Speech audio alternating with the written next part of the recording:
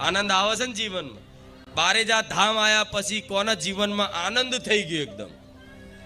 વાહ જોજો, ખાલી ખાલી નહીં કહેતા ને.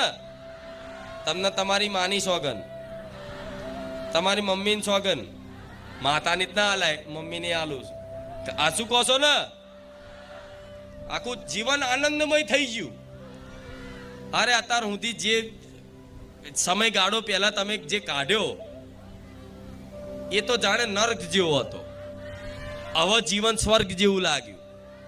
એવા મારા ભક્તોનો અનુભવ છે આ વાતનો. પણ અનુભવ કેમ થયો છે? ખુખાર મેલડીની વાણી બહુ ધ્યાનપૂર્વક સાંભળે છે. અને કઈ ખાલી ખાલી બોલતી, મારી બધી વાતોમાં કંઈક નું કંઈક તથ્ય હોય છે.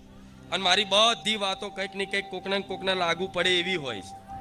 હું એક શબ્દ બોલું તો મારા એક શબ્દો પર જેમ પેલા એક બાણ છૂટતું ને તેના 1000 બાણ થતા, એવી રીતે મારો એક શબ્દ છૂટે તો એ 1000 શબ્દો છૂટે, મતલબ 1000 બાણ બરાબર એ શબ્દોની મતલબ વર્ષા થાય. એટલે એક શબ્દો પર હજારો લોકોને સંદેશો મળતો હોય. એટલે ખુખાર મેલડીમાં એવા જ શબ્દો બોલે છે કે જેને લાગુ પડે.